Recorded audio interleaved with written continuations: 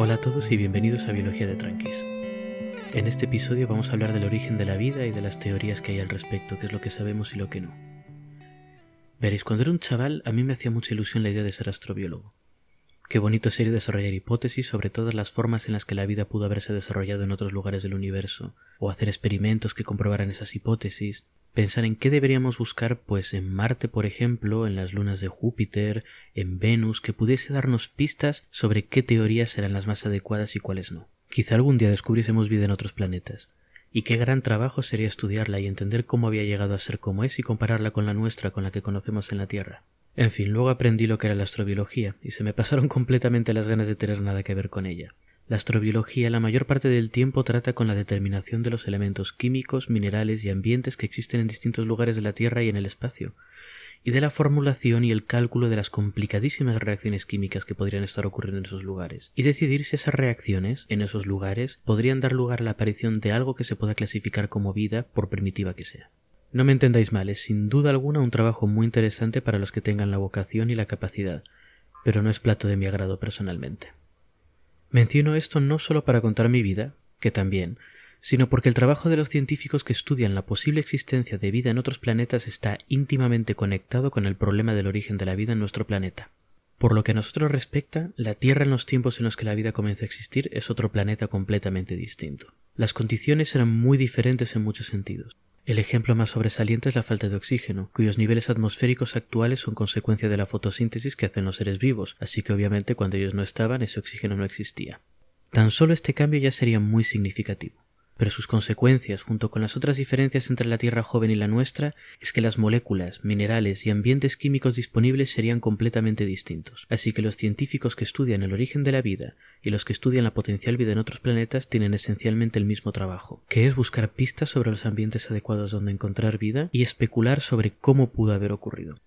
En general, los científicos que trabajan en estas cosas, y por extensión las teorías que plantean, que son las que trataremos hoy, parten de la premisa de que la vida se originó de forma natural a partir de materia inanimada. Por supuesto, esto quiere decir que estamos dejando algunas posibles explicaciones del origen de la vida de lado. Sobre todo dos: la creación de la vida por parte de un dios inteligente, o la llegada de la vida desde otros planetas, ya sea por accidente o debido a la intervención de una civilización avanzada. Esta última teoría se llama teoría de la panspermia, por si alguna vez la habéis escrito en algún lado. Elijo dejar estas teorías al margen porque no tenemos muchas razones para creer que la vida fuese creada por nadie. Y si fue así, entonces este episodio sería demasiado corto y toda la investigación no tendría ningún sentido. Si la vida llegó aquí desde otros planetas en meteoritos o si algún ser alienígena la plantó, la pregunta no queda respondida, solo queda desplazada. ¿Cómo se originó la vida en el planeta original antes de venir aquí? ¿Cómo dio lugar a una civilización avanzada capaz de sembrar vida en otros planetas? Así que por lo que respecta a este programa vamos a suponer que la vida se originó en nuestro planeta a partir de materia no viva. Esta última es la explicación más probable, y es en la que se centran los estudios científicos, o al menos los estudios científicos que tienen un poquito de tracción. Cuando se habla de posibles hipótesis del origen de la vida, hay dos grandes variantes, las de replicador primero y las de metabolismo primero.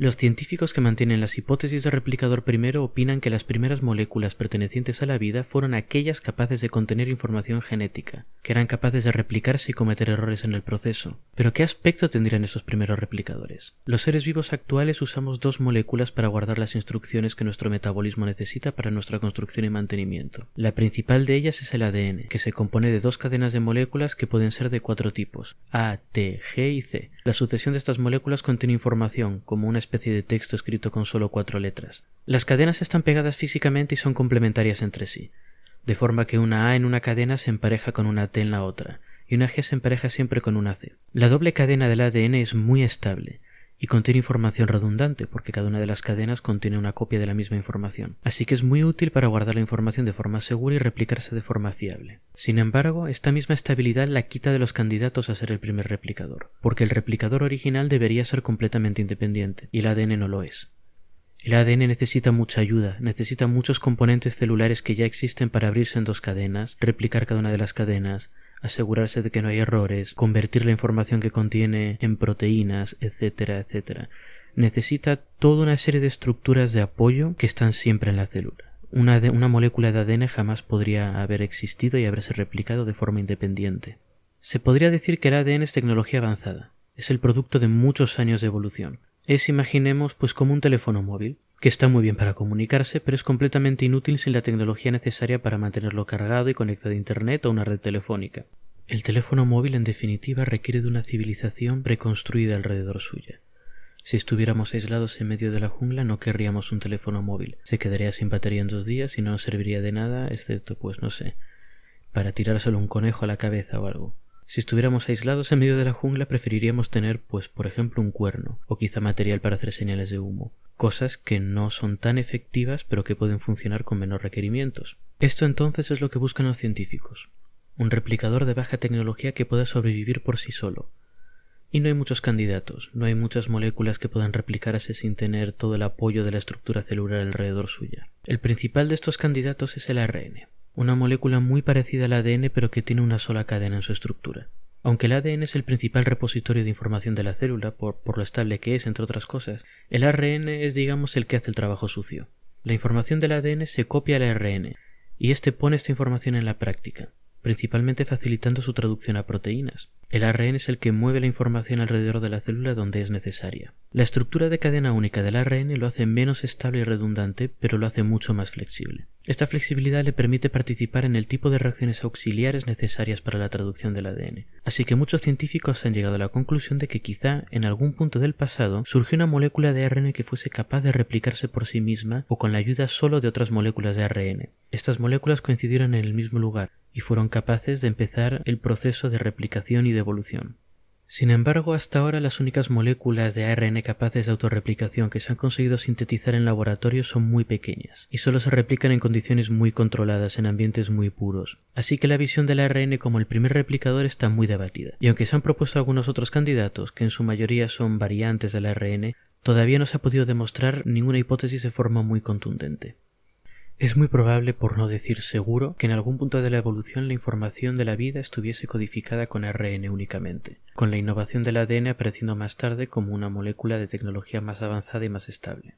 Pero todavía no hemos podido demostrar que el ARN sea capaz de ser el primer replicador, lo cual nos lleva a hablar del segundo campamento de científicos, de los partidarios del metabolismo primero.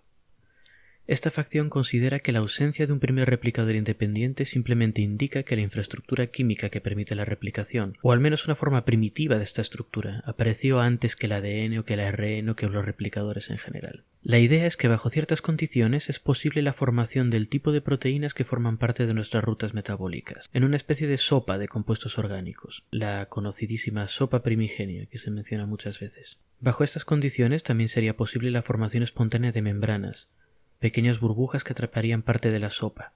Entre esta cantidad enorme de burbujitas, cada una llena de componentes, habría algunas más estables con un metabolismo, entre comillas, primitivo, que consistiría en reacciones circulares. Esto, que quede bien claro, no estaría hecho a propósito. La materia y la vida no tienen la capacidad de planificar cómo van a organizarse. Pero como vimos en el episodio anterior, la materia se rige por una serie de reglas, y una de ellas es que no le gusta estar demasiado cargada de energía. Lo que hablábamos de los principios de que la entropía se tiene que maximizar siempre. En nuestro caso, un día una de las moléculas que había dentro de una burbuja con muchas otras compañeras absorbió un paquete de energía del medio ambiente, que la hizo pasar a una configuración de más energía y más inestable. Tal y como dictan las leyes de la física, la molécula debía encontrar la forma de volver a una configuración más estable o más aburrida, y para eso debía disipar la energía sobrante de alguna forma. En condiciones normales, la molécula podría reaccionar con el agua o con otra molécula de forma muy poco productiva.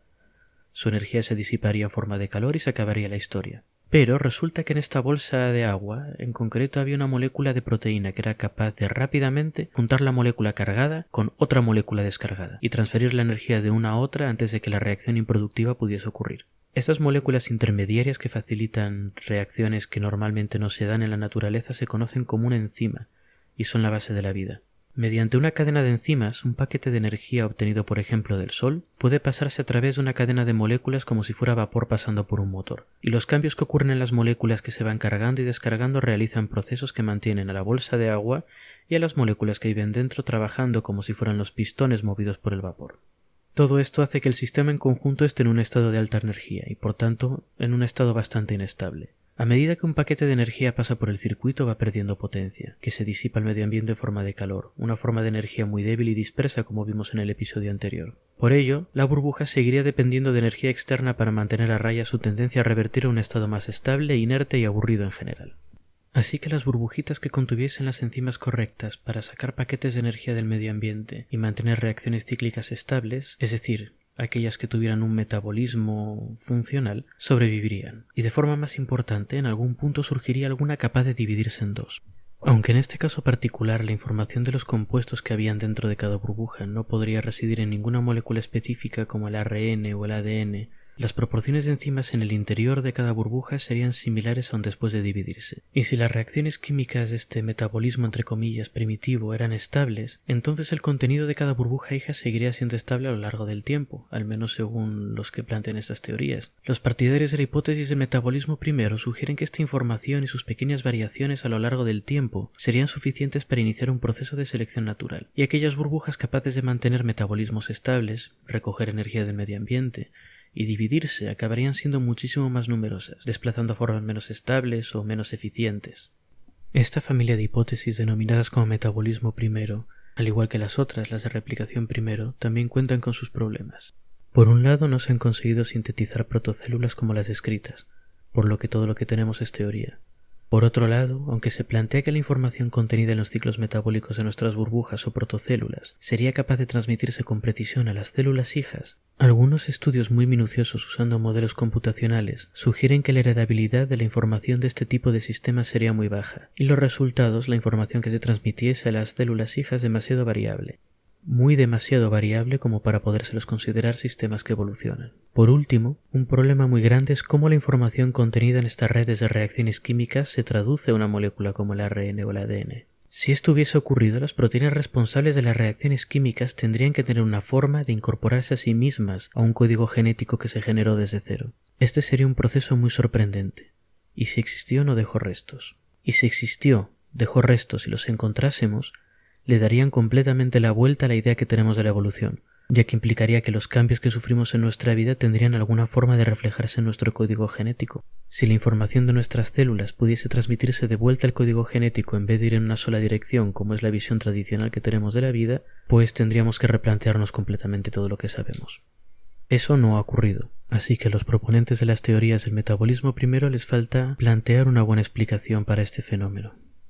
Pero en fin, este episodio se está haciendo un poco largo y lo peor de todo es que la conclusión es bastante desalentadora. No tenemos ni idea de cómo se formó la vida. Además, tampoco sabemos dónde, que es parte del problema. Las condiciones físico-químicas son muy distintas en un mar templado que en unas arcillas húmedas calentadas por el sol, que en una fumarola hidrotérmica del fondo del océano, que en el hielo de un asteroide vagando por el espacio. Todos estos lugares se han planteado como posibles puntos donde las primeras formas de vida pudieron haberse formado. En muchos casos porque dichas condiciones favorecen a la teoría favorita del científico de turno que está planteándola. El problema de las condiciones de partida es clave. Sin saberlas es imposible estar seguros de que estamos haciendo los experimentos correctamente o si lo que estamos teorizando tiene algo que ver con la realidad.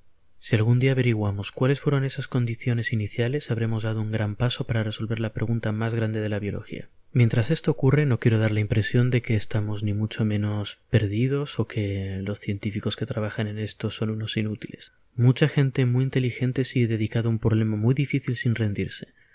Y quién sabe, quizá algún día la exploración de otros planetas y asteroides nos dé alguna pista definitiva, en forma, pues por ejemplo, de protovida fosilizada, o incluso de seres vivos, vivientes y movientes, que nos ayudarán a entender por qué somos como somos. Quizá lo de la astrobiología tenga su interés al fin y al cabo, ¿verdad?